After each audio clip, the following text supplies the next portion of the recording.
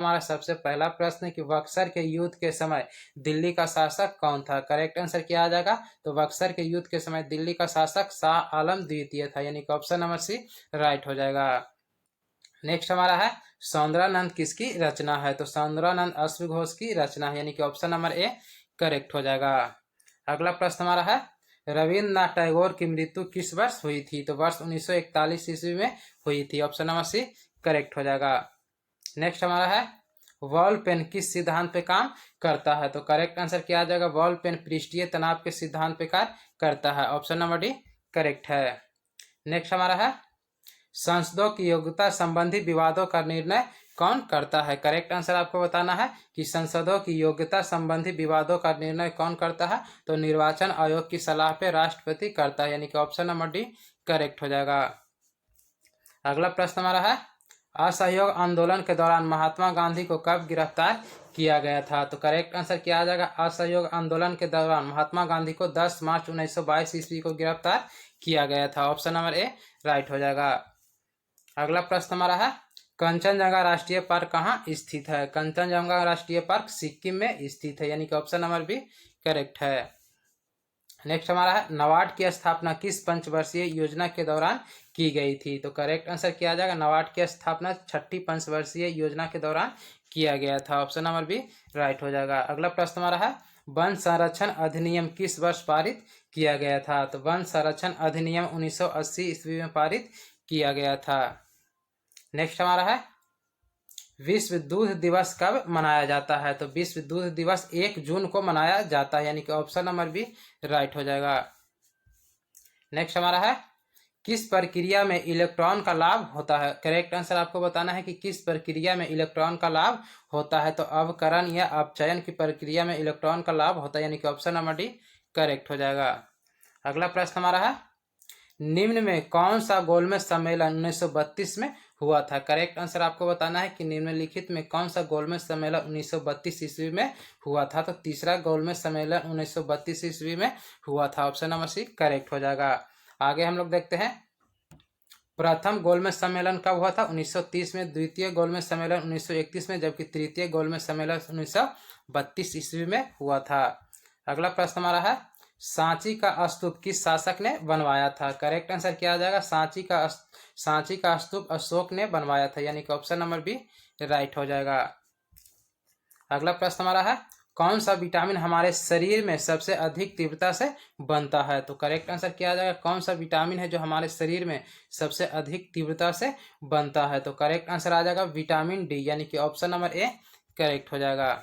अगला प्रश्न हमारा है भारत में आधुनिक शिक्षा का जन्मदाता किसे कहा जाता है, तो चार्ल्स ग्रांट को कहा जाता है, ऑप्शन नंबर बी करेक्ट है। अगला प्रश्न हमारा है इंदिरा गांधी नहर को किन नदियों से पानी मिलती है। करेक्ट आंसर आपको बताना है कि इंदिरा गांधी नहर को किन नदियों से पानी मिलती है, तो सतलज और ब्यास नदियों से पानी मिलती है, यानी कि ऑप्शन नंबर सी राइट हो जाएगा। अगला प्रश्न हमारा है मानव रुधिर का पीएच मान कितना होता है, तो मानव रुधिर का पीएच मान 7.4 होता है, यानी कि ऑप्शन नंबर बी राइट है। अगला प्रश्न हमारा है एक नॉटिकल मील बराबर आपको बताना है कि एक नॉटिकल मील बराबर कितना किलोमीटर होता है, तो 1.85 किलोमीटर होता है, यानी कि ऑप्शन नंबर सी करेक्ट हो जाएगा। अगला प्रश्न हमारा है रडार का आविष्कार किसने किया था, तो रडार का आविष्कार रॉबर्ट वाटसन ने किया था, ऑप्शन नंबर ए करेक्ट है।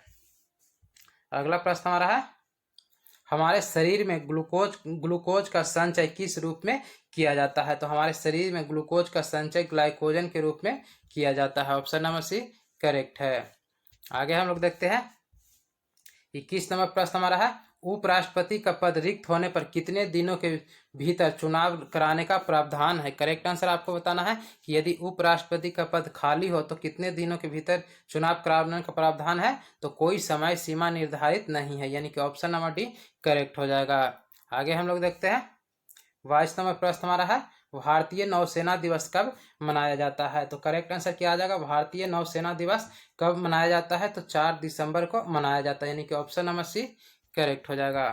अगला प्रश्न हमारा है औरंगजेब के समय सिख विद्रोह कब हुआ था, तो औरंगजेब के समय सिख विद्रोह 1675 ईस्वी में हुआ था, ऑप्शन नंबर बी राइट है। अगला हमारा है भारत में मौद्रिक नीति कौन निर्धारित करता है? तो भारत में मौद्रिक नीति आरबीआई यानी रिजर्व बैंक ऑफ इंडिया करता है। ऑप्शन नंबर सी राइट है। नेक्स्ट हमारा है ओजोन परत मुख्यतः कहाँ पाई जाती है? करेक्ट आंसर आपको बताना है कि ओजोन परत मुख्यतः कहाँ पाई जाती है? तो समताप मंडल में पाई जाती है। ऑप्शन नंबर सी करेक्ट है। अगला प्रश्न हमारा है जलवायु परिवर्तन का कारण आपको बताना है कि जलवायु परिवर्तन का कारण क्या है। ऑप्शन नंबर ए हमारा दिया गया है ग्रीन हाउस गैस, बी हमारा दिया गया ओजोन परत का क्षरण, और सी हमारा दिया गया प्रदूषण, और डी हमारा दिया गया उपर्युक्त सभी। तो करेक्ट आंसर क्या आ जाएगा? वो जो जलवायु परिवर्तन का कारण है तो उपर्युक्त सही सभी, यानी कि ऑप्शन नंबर डी करेक्ट है।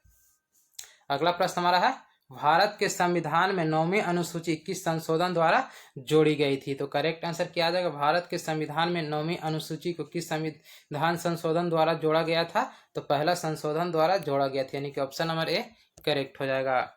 नेक्स्ट हमारा है भारत में कितने प्रतिशत भूभाग पर वन है? तो करेक्ट आंसर क्या आ जाएगा? भारत में कितने प्रतिशत भूभाग पे वन है? तो 24.62% पे वन है, यानी कि ऑप्शन नंबर बी करेक्ट है।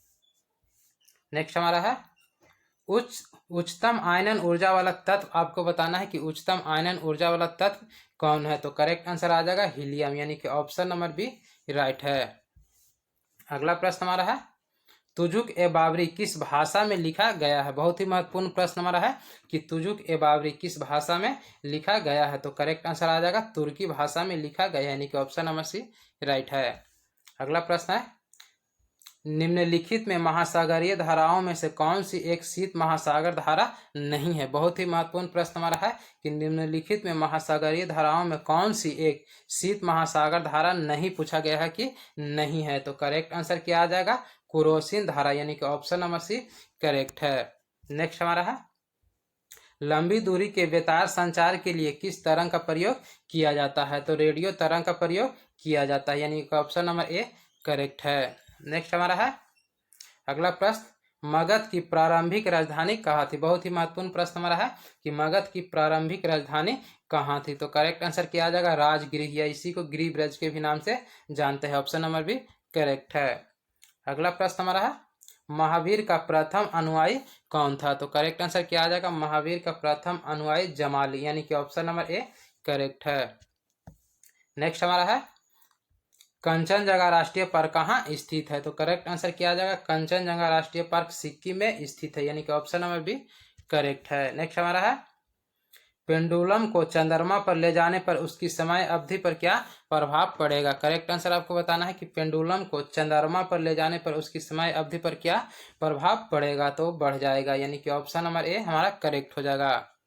अगला प्रश्न हमारा है व्यक्तिगत सत्याग्रह की शुरुआत कब हुआ था? करेक्ट आंसर आपको बताना है कि व्यक्तिगत सत्याग्रह की शुरुआत कब हुआ था? तो करेक्ट आंसर आ जाएगा 17 अक्टूबर 1940 ईस्वी को हुआ था। ऑप्शन नंबर बी राइट है।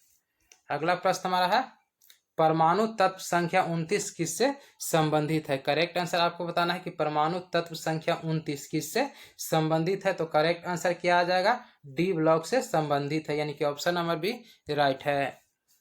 अगला प्रश्न हमारा है संकोश नदी किन दो राज्यों के बीच सीमा बनाती है? बहुत ही महत्वपूर्ण प्रश्न है कि संकोश नदी किन दो राज्यों के बीच सीमा बनाती है? तो करेक्ट आंसर क्या आ जाएगा? असम और अरुणाचल प्रदेश, यानी कि ऑप्शन नंबर बी राइट हो जाएगा। अगला प्रश्न हमारा है 40 नंबर प्रश्न हमारा है डफला और सिंफो जनजाति किस प्रदेश में पाई जाती है? बहुत ही महत्वपूर्ण प्रश्न है कि डफला और सिंफो जनजाति किस प्रदेश में पाई जाती है? तो करेक्ट आंसर आ जाएगा अरुणाचल प्रदेश में पाई जाती है, यानी कि ऑप्शन नंबर डी करेक्ट है। अगला प्रश्न हमारा है हिटकल परियोजना किस नदी पर स्थित है? तो करेक्ट आंसर क्या आ जाएगा? हिटकल परियोजना घाट प्रभा नदी पर स्थित है, यानी कि ऑप्शन नंबर ए राइट है। अगला प्रश्न भारत में सर्वाधिक कोयला का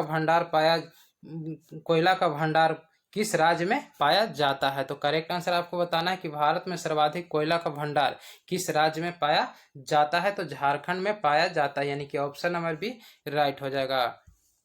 अगला प्रश्न हमारा है प्रथम जल विद्युत शक्ति केंद्र कहाँ स्थापित किया गया था? करेक्ट आंसर आपको बताना है कि प्रथम जल विद्युत शक्ति केंद्र कहाँ स्थापित किया गया था? तो शिव समुद्रम में किया था, ये ऑप्शन नंबर डी करेक्ट हो जाएगा। नेक्स्ट हमारा है निम्नलिखित में से किस राज्य में तांबा खनिज का सबसे बड़ा भंडार है? करेक्ट आंसर आपको बताना है कि निम्नलिखित में से किस राज्य में तांबा खनिज का सबसे बड़ा भंडार है। तो करेक्ट आंसर क्या आ जाएगा? राजस्थान, यानी कि ऑप्शन नंबर डी करेक्ट है। अगला प्रश्न हमारा क्या है? साबरमती नदी किस शहर के किनारे बहती है? करेक्ट आंसर आपको बताना है कि साबरमती नदी किस शहर के किनारे बहती है। तो अहमदाबाद, यानी कि ऑप्शन नंबर बी करेक्ट है।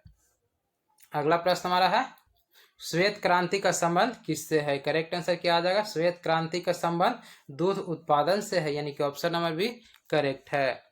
नेक्स्ट हमारा है, मनुष्य ने सबसे पहले किस धातु का प्रयोग किया था? तो करेक्ट आंसर क्या आ जाएगा? मनुष्य ने सबसे पहले तांबा धातु का प्रयोग किया था, ऑप्शन नंबर बी करेक्ट है।